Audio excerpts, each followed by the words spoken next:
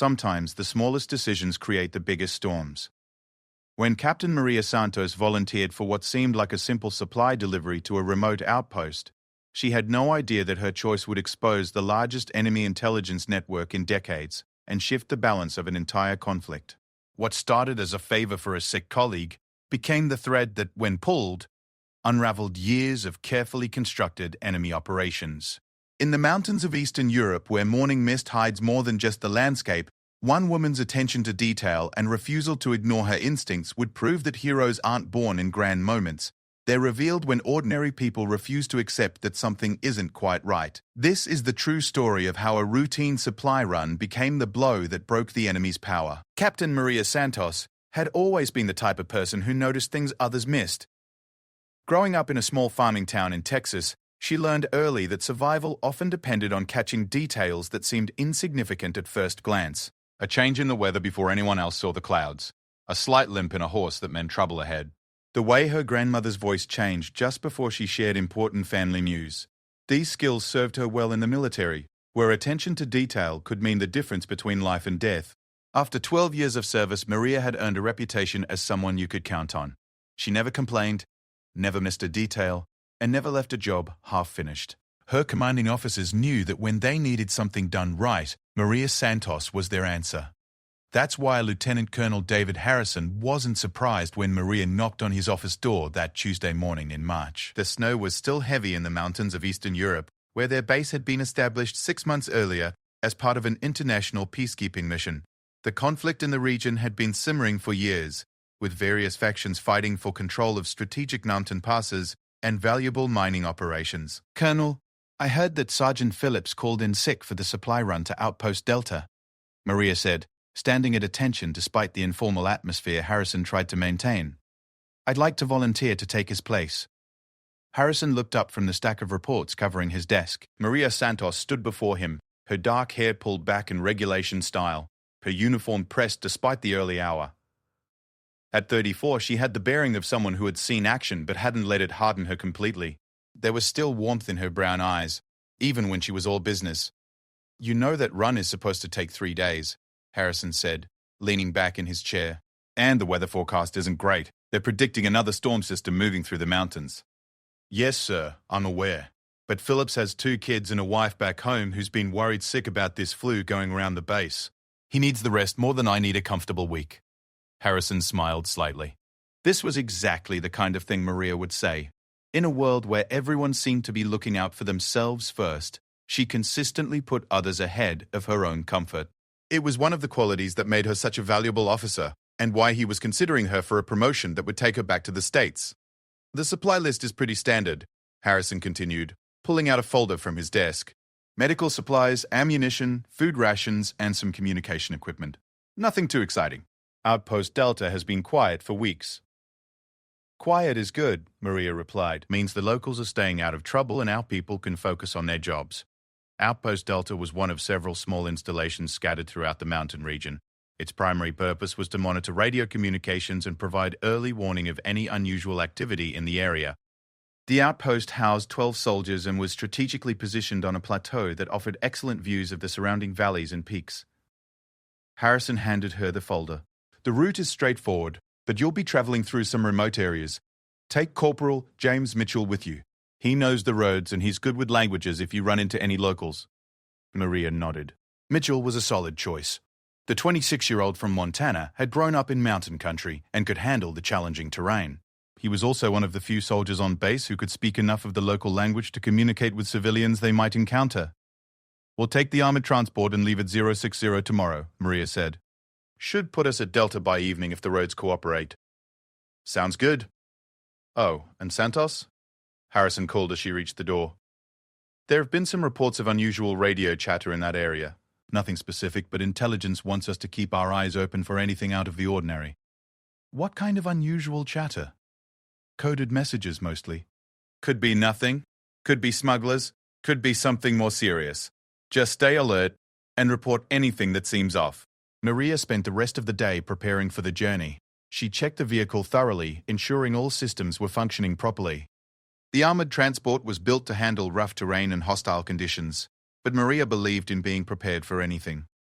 She inspected the engine, tested the radio equipment, and verified that all safety gear was accounted for. The supply list was indeed routine. Medical supplies included antibiotics, pain medication, and basic surgical supplies. The ammunition was standard issue for the weapons carried by the outpost personnel. Food rations were the typical military fare, designed to provide nutrition and long shelf life rather than culinary excitement. The communication equipment consisted of replacement parts for radio systems and some upgraded encryption modules. That evening, Maria sat in the mess hall with Corporal Mitchell, going over maps of their route. The young soldier traced the planned path with his finger, pointing out potential trouble spots and alternative routes. "The main concern is this section here," Mitchell said, indicating a winding stretch of road that climbed through a narrow valley. "If the weather turns bad, visibility drops to almost nothing. And if there's any ice on the road, it gets dangerous fast." "How well do you know the local population in that area?" Maria asked. "Pretty well. Most of them are farmers and herders. They keep to themselves and don't cause trouble.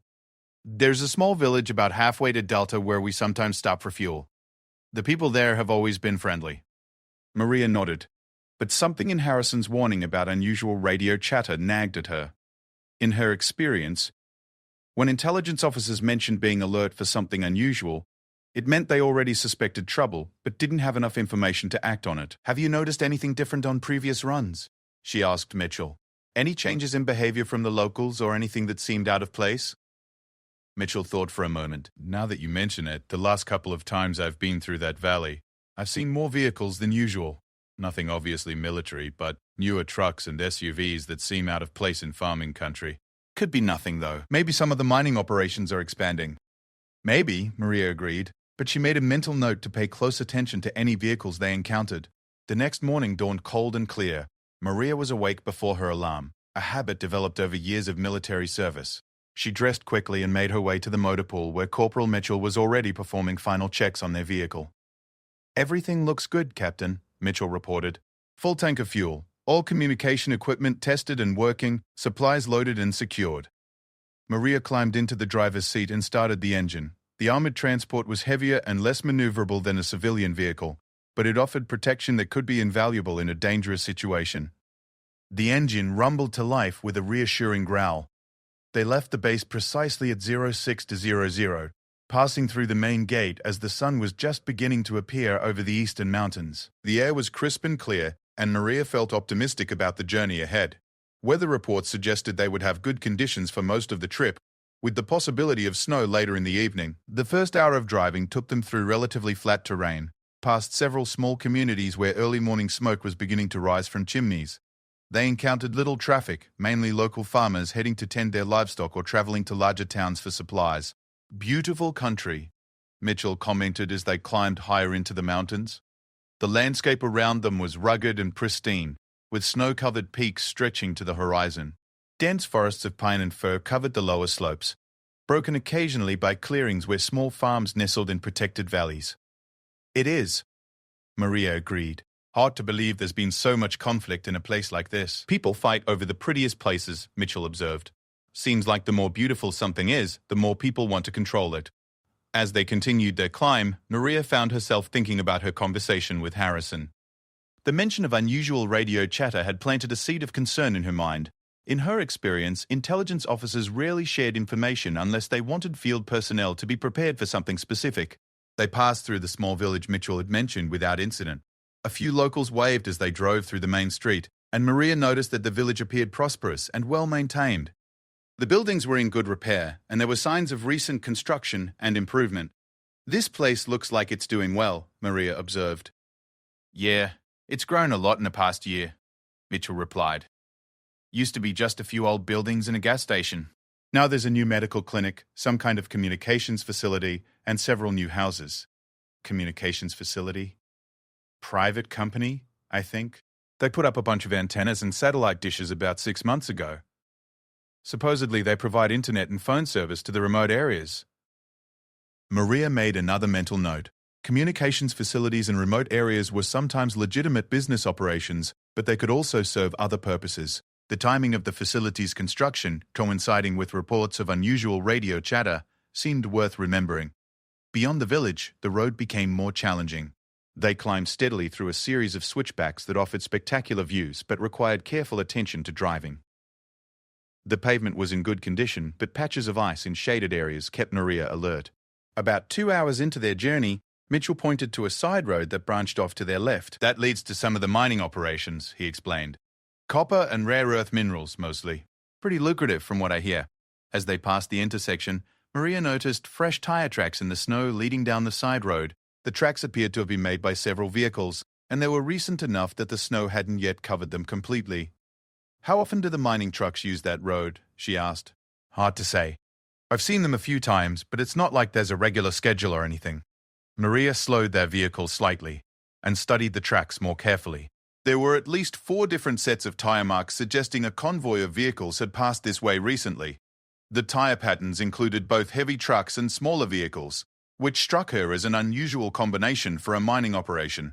What kinds of vehicles do the mining companies usually use? She asked. Big trucks mostly. Heavy equipment for hauling ore and supplies. Sometimes they have pickup trucks for their supervisors and engineers. The tracks Maria was looking at included patterns that appeared too narrow for mining trucks but too wide for standard pickup trucks.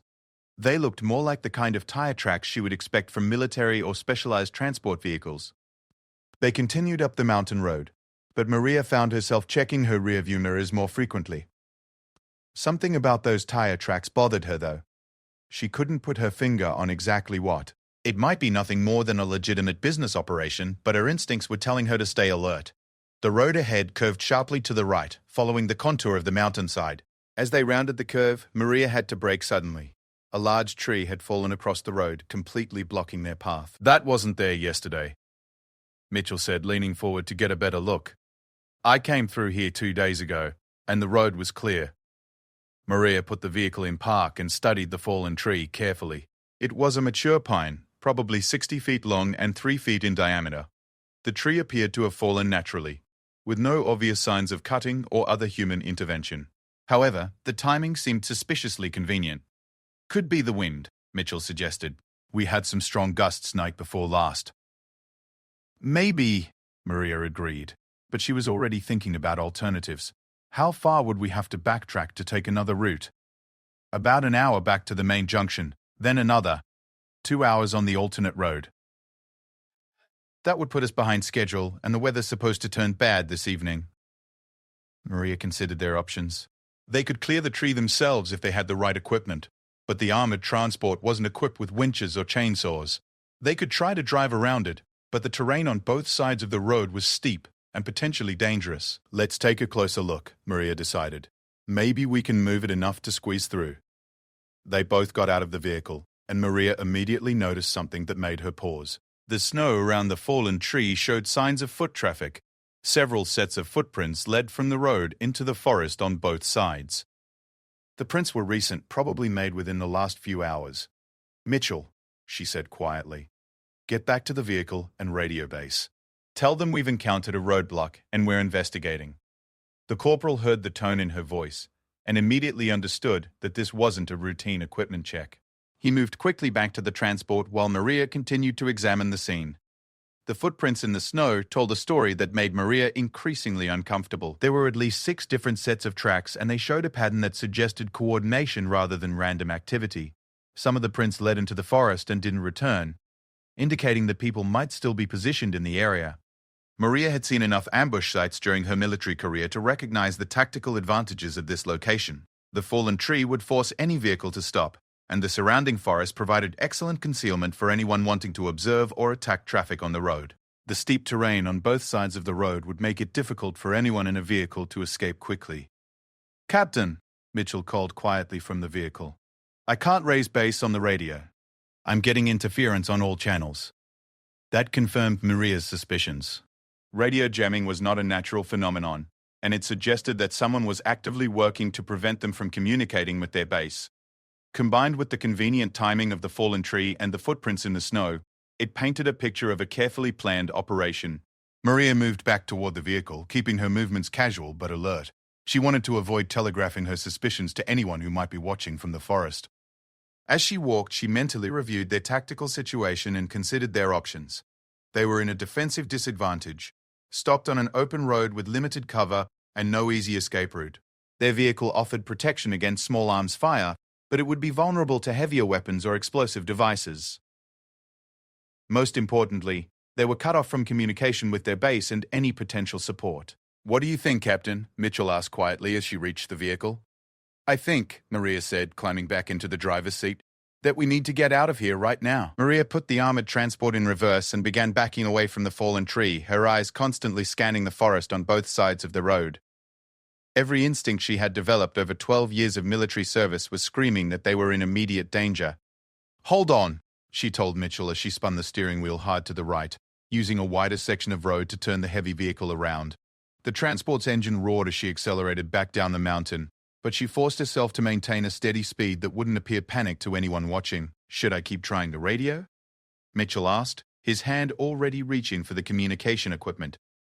"Yes, but don't mention our suspicions over the air. If someone is monitoring our communications, I don't want them to know what we've figured out." Maria's mind was racing as she drove, processing everything they had observed and trying to piece together what was happening. The tire tracks at the mining road intersection, the fallen tree blocking their path, the footprints in the snow, and the radio jamming all pointed to one conclusion. They had stumbled into something much larger than a routine supply run. Someone had been prepared for military vehicles on this road, and that someone had the equipment and manpower to execute a sophisticated operation. As they descended the mountain road, Maria kept checking her mirrors for signs of pursuit. The forest remained quiet, but she knew that didn't mean they were safe. Professional operators would wait until their targets were in a more vulnerable position before making their move. "I'm getting some static, but I can't make contact with base," Mitchell reported. "The interference is covering all our standard frequencies. Keep trying, and start monitoring the emergency channels." Maria was thinking about their route options. The alternate road Mitchell had mentioned would add hours to their journey, but it might also take them away from whatever operation they had discovered. 20 minutes later, they reached the junction, where they could choose between returning to base or taking the longer route to Outpost Delta. Maria pulled the vehicle to a stop and studied the map spread across Mitchell's lap. "If we take the alternate route, where does it go?" she asked. Mitchell traced the road with his finger.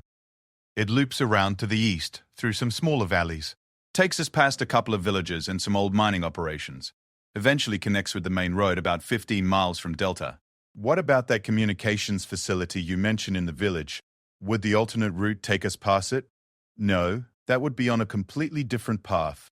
"Why?" Maria was beginning to develop a theory about what they had encountered. The sophisticated radio jamming, the coordinated positioning of personnel, and the strategic location of the roadblock suggested military-level planning and equipment. But this was supposed to be a peaceful region with no active hostile forces. "Mitchell, think back over the past few months. Have you noticed any patterns in the supply runs to the remote outposts? Any times when vehicles broke down, got delayed, or had to change routes?" The corporal considered the question carefully. "Now that you mention it, there have been several incidents. Last month, Sergeant Rodriguez had engine trouble and had to spend the night at the village with the communications facility. The month before that, Lieutenant Parker's convoy got lost and ended up taking the mining road by mistake." "What happened when they took the mining road?" "They said they ran into some kind of private security checkpoint. Got questioned for about an hour before they were allowed to continue. Nothing threatening, just very thorough questions about where they were going and what they were carrying." Maria felt pieces of a puzzle beginning to fall into place. "Did anyone report these incidents to intelligence?" "I don't think so. They were just logged as routine delays and equipment problems." That was exactly what someone running a surveillance operation would want. Incidents that appeared routine and unremarkable, but which provided opportunities to gather information about military movements and supplies. Maria realized they might have discovered something much more significant than anyone had suspected. She made her decision. "We're taking the alternate route to Delta, but we're going to make a detour first. I want to get a closer look at that communications facility." "Captain, shouldn't we try to contact base first? If there's really something going on, they need to know about it." "We will, but not until we're clear of the jamming. Right now, anyone monitoring radio traffic would know exactly where we are and what we're doing. I want to gather more information before we tip our hand." Maria started the engine and turned east onto the alternate route. The road was narrower and less well maintained than the main highway, but it was passable. Snow had been cleared recently, suggesting regular traffic despite the remote location. As they drove, Mitchell continued to monitor the radio frequencies. Gradually, the jamming began to fade as they moved away from the source. After about 30 minutes, he was able to establish weak contact with their base. Base, this is Supply Team Alpha, Mitchell transmitted. We encountered a road obstruction on the primary route and are taking the alternate path to Delta. Estimate arrival delayed by approximately 3 hours. The response came through clearly. Supply Team Alpha, message received. Report when you reach Delta. Base out. Maria was satisfied with Mitchell's message. It conveyed the essential information without revealing their suspicions or providing details that could be useful to anyone monitoring their communications. The alternate route took them through a valley that was wider and more populated than the mountain road they had originally planned to take. They passed several farms and small settlements, and Maria noticed that many of the buildings appeared newer and more prosperous than she would have expected for such a remote area. This region seems to be doing well economically, she observed. Yeah, there's been a lot of development in the past year. New construction, improved roads, better infrastructure. I heard the mining companies have been investing heavily in the area. Have you seen much mining activity? Trucks, equipment, that sort of thing? Mitchell thought for a moment. Not as much as you'd expect for the amount of money that's supposedly being spent. Most of the vehicles I've seen have been smaller trucks and SUVs, not the kind of heavy equipment you'd need for mining operations. They crested a hill and saw the village spread out below them. It was larger than Maria had expected, with perhaps 200 buildings scattered across a valley floor. Most of the structures appeared to be residential, but there were also several larger buildings that could be warehouses, factories, or other commercial facilities. The communications facility was easy to spot. It occupied a compound on the eastern edge of the village, surrounded by a chain-link fence topped with razor wire. Multiple antenna arrays and satellite dishes were visible, along with several buildings that looked like they housed sophisticated electronic equipment. That's quite an operation for providing internet service to rural areas, Maria commented. It is bigger than I remembered, Mitchell agreed, and they've added more antennas since the last time I was through here.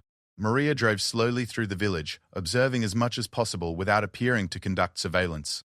She noticed several things that reinforced her growing suspicions about the true nature of the operations in the area. First, there were too many vehicles for a typical rural community. She counted dozens of newer trucks, SUVs, and vans parked throughout the village. Many of them had license plates from different regions, suggesting people from outside the area. Second, many of the people on the streets appeared to be young, fit men who didn't look like typical farmers or rural residents. They moved with a purposeful bearing that reminded Maria of military or security personnel. Third, the communications facility was far more extensive than necessary for civilian internet and phone service. The antenna arrays were designed for long-range, high-powered communications, and the security measures around the compound were more appropriate for a military installation than a commercial facility. As they drove past the main entrance to the communications compound, Maria noticed a detail that made her blood run cold.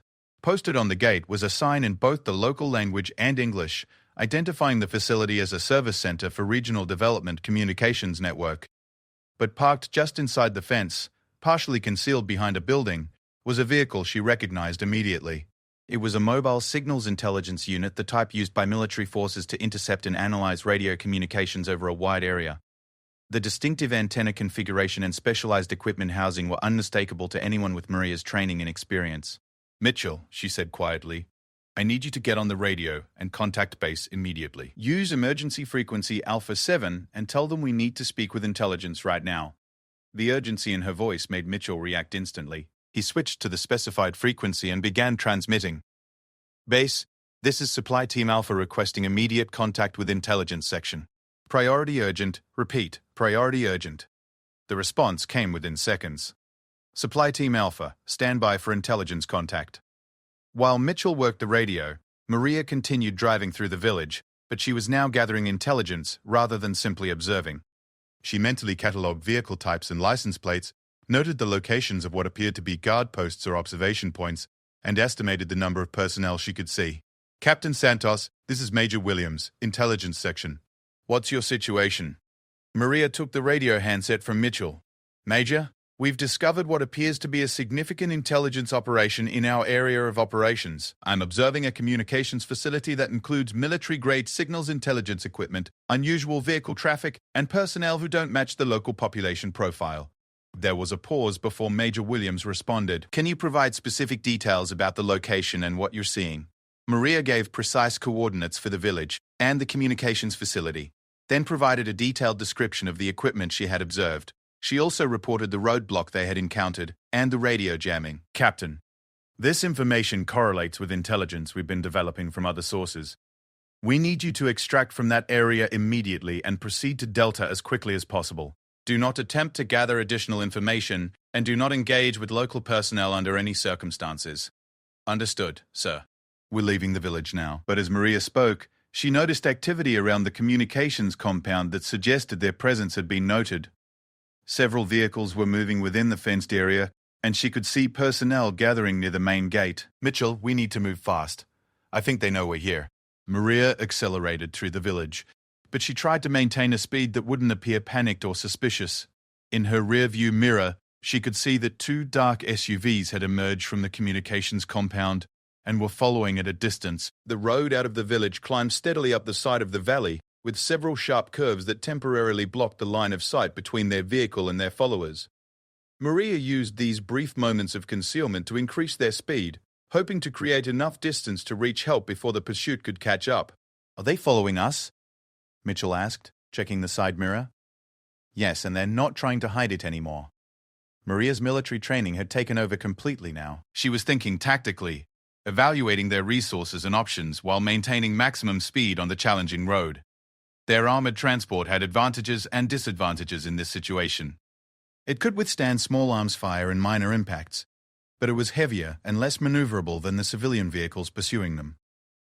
On mountain roads with limited escape routes, speed and agility might be more important than armor protection. How far to the next junction where we could change routes? Maria asked. Mitchell studied the map.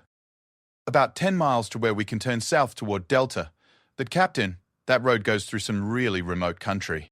If they catch us out there, we'd be on our own until we reach the outpost. What about other options? Any settlements or facilities where we could get help?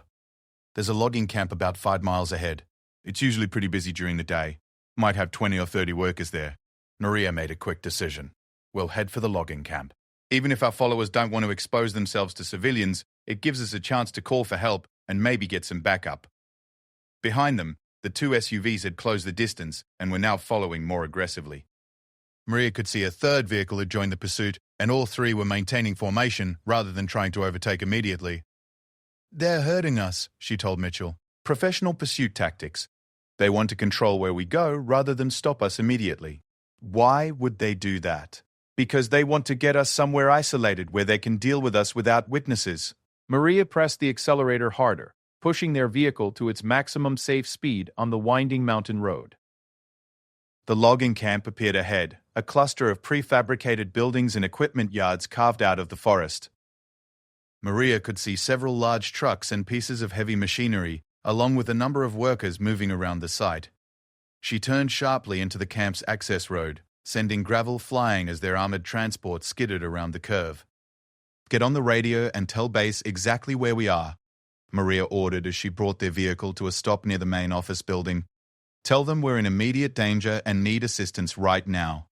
As Mitchell worked the radio, Maria watched the 3 pursuing vehicles slow down and stop at the entrance to the logging camp. They remained there, engines running, but made no immediate move to follow into the camp itself. Several logging workers had stopped their activities to stare at the unusual scene.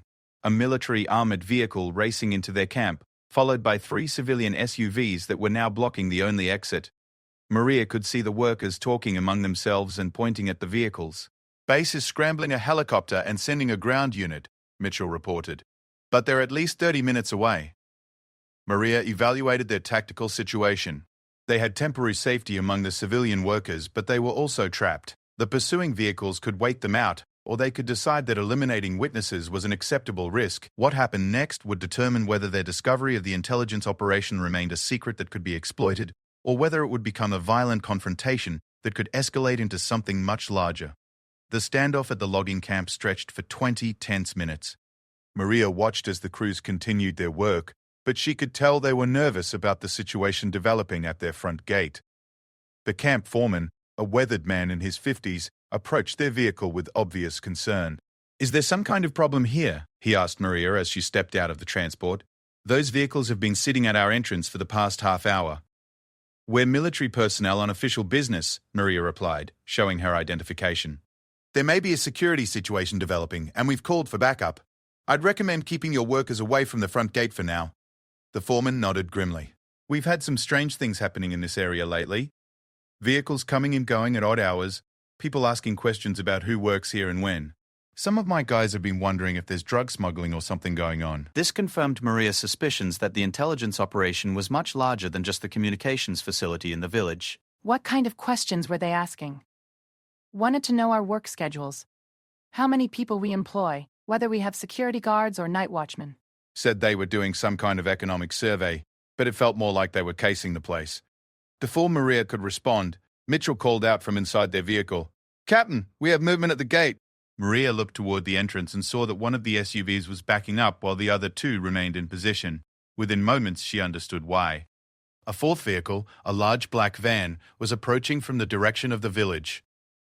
"Get everyone inside the buildings," Maria told the foreman urgently. "Right now. This could get dangerous." The foreman didn't argue. He began shouting orders to his crew, and within minutes the logging site was clear, except for Maria and Mitchell near their armored transport. Maria positioned their vehicle so that it provided cover while still allowing them to observe the entrance. The black van pulled up between the waiting SUVs, and Maria could see several people getting out. Even at a distance, their professional movements and coordination made it clear these weren't local civilians or even typical security personnel. They moved like military special operations forces. "Base, this is Supply Team Alpha," Mitchell transmitted urgently. "We now have approximately 12 to 15 hostile personnel at our location. They appear to be professional military or paramilitary operatives. Request immediate assistance." Supply Team Alpha, helicopter ETA is 15 minutes. Ground units ETA is 25 minutes. Take defensive positions and avoid engagement if possible. Maria knew that 15 minutes could be an eternity in a tactical situation. She watched as the group at the entrance appeared to be conducting some kind of planning session. They had set up what looked like communication equipment, and she could see maps or documents being passed around. "They're not in a hurry," she observed to Mitchell. "They're treating this like a planned operation, not a reactive chase." What does that mean? It means they've done this before, and they have procedures for handling situations like this. They're probably waiting for orders or coordinating with other units. As if to confirm her assessment, Maria heard the distant sound of helicopters approaching. But these weren't the rotors of military aircraft she was expecting. The sound was coming from the wrong direction, and there were multiple aircraft. "Those aren't our helicopters," Mitchell said, listening to the approaching sounds. Two civilian helicopters appeared over the tree line, circling the logging camp at a safe distance. Maria could see camera equipment and what appeared to be surveillance gear mounted on both aircraft. They were being watched and recorded from multiple angles. "This is getting more complicated by the minute," Maria muttered. She got back on the radio to base. "Be advised. We now have two unidentified helicopters conducting surveillance of our position. This appears to be a much larger operation than initially assessed." The response from base was immediate. "Supply Team Alpha, you are authorized to defend yourselves by any means necessary. Rules of engagement are now combat ROE. Repeat, you are cleared to engage hostile forces if threatened." Maria felt a chill as she heard the authorization. Combat rules of engagement meant that base intelligence had determined they were facing a serious threat that could escalate to armed conflict. This was no longer a simple case of stumbling into a smuggling operation or local criminal activity. "Captain," Mitchell said, pointing toward the entrance, "they're moving." The group of operatives had finished their planning session and were now advancing towards the logging camp in a coordinated formation. They moved professionally, using available cover and maintaining proper spacing. Maria could see that several of them were carrying assault rifles. "Get inside the vehicle," Maria ordered. Full defensive mode. They sealed themselves inside the armored transport and activated its defensive systems. The vehicle was designed to protect against small arms fire and explosive devices, but Maria knew that determined attackers with the right equipment could eventually breach their defenses. Through the armored windows, she watched as the advancing operatives took positions around the logging camp's perimeter.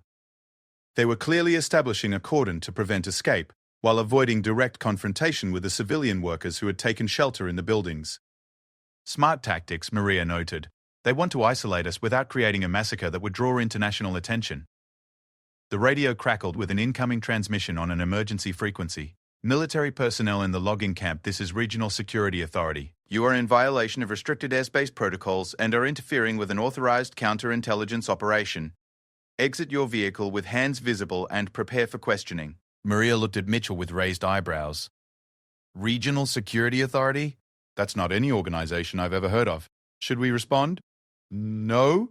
If they were legitimate authority, they would have proper identification codes and would be coordinating with our base. This is a bluff. As if to emphasize the illegitimate nature of the operation, Maria heard the distinctive sound of military helicopters approaching from the south. These were the rescue aircraft sent by their base, and their arrival changed the tactical situation dramatically. 2 attack helicopters appeared over the ridge line, moving fast and low. Behind them came a larger transport helicopter that was undoubtedly carrying a rescue team. The civilian helicopters that had been circling immediately withdrew, disappearing over the mountains. The advancing operatives froze as the military aircraft approached. Maria could see them looking skyward and then at each other, clearly receiving new orders through their communication equipment. Within moments, they began withdrawing toward their vehicles in the same professional manner they had advanced. "Base, this is Supply Team Alpha," Maria transmitted. "Hostile personnel are withdrawing as your aircraft approach. We are secure for the moment." "Copy that, Alpha. Rescue team will be on the ground in 2 minutes. Maintain defensive positions until they secure the area." Maria watched as the operatives reached their vehicles and began an organized retreat. The 3 SUVs and the van pulled away from the logging camp entrance and disappeared down the mountain road toward the village. They left no evidence of their presence except tire tracks in the snow. The rescue helicopter touched down in the logging camp's main yard, and a team of 12 heavily armed soldiers immediately secured the perimeter. Their team leader, a major Maria didn't recognize, approached their vehicle. "Captain Santos, I'm Major Davis, Rapid Response Team. Are you and your personnel injured?" "No injuries," Maria replied as she and Mitchell exited their vehicle.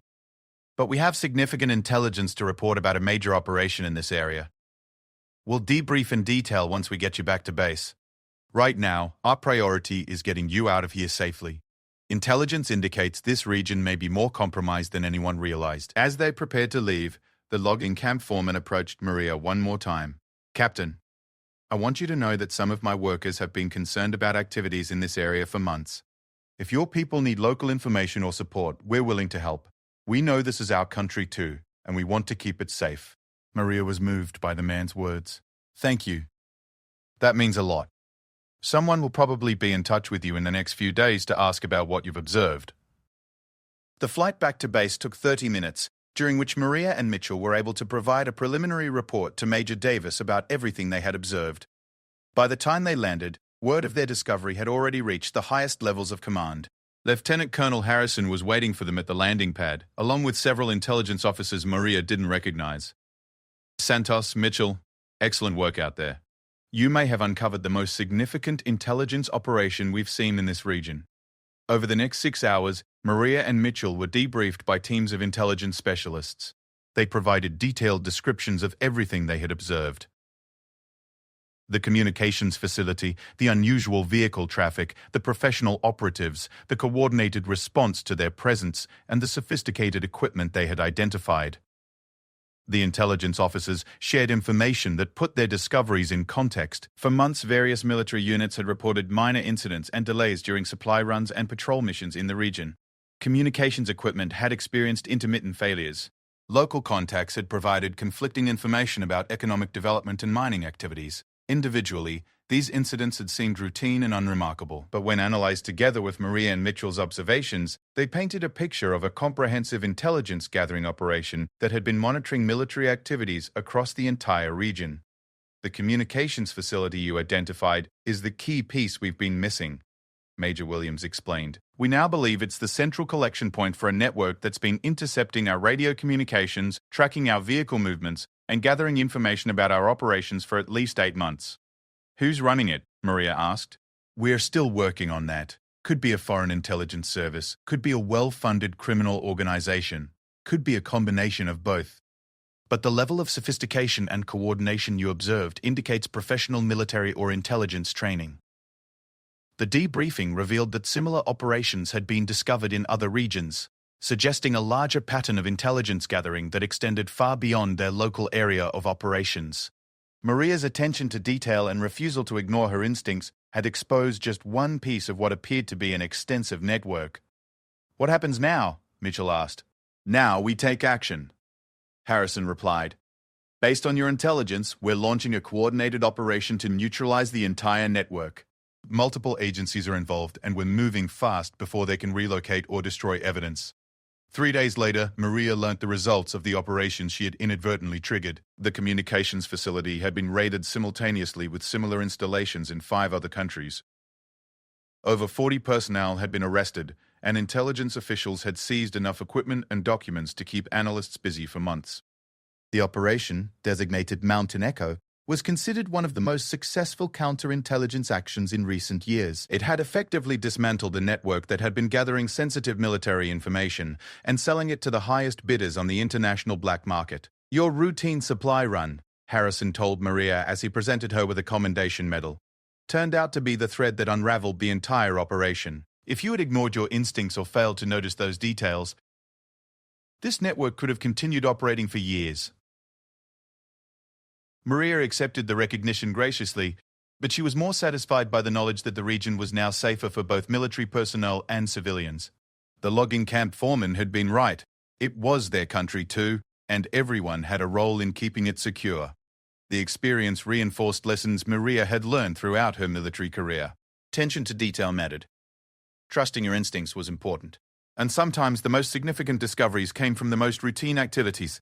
6 months later, Maria received her promotion and transfer back to the United States. But before she left, she made one final supply run to Outpost Delta, this time without incident. The road was clear, the communications worked perfectly, and the local villagers had returned to their normal patterns of life. As she drove through the peaceful mountain landscape, Maria reflected on how a simple volunteer mission to help a sick colleague had led to one of the most important discoveries of her career. It reminded her that in military service, as in life, you never knew when a routine day would become something extraordinary. The network they had discovered had been selling information that could have cost lives and compromised operations around the world. By staying alert and trusting her training, Maria had helped protect countless people she would never meet. The supply run that was supposed to take 3 quiet days had instead taken 3 intense months to fully understand and resolve. But it had proven that sometimes the most important victories come not from grand battles, but from ordinary people doing their jobs well and refusing to ignore when something isn't quite right. Maria's story became part of intelligence training programs used to teach new officers about the importance of situational awareness and the value of reporting unusual activities, no matter how minor they might seem. Her routine supply run had indeed become the blow that broke the enemy's power, one careful observation at a time.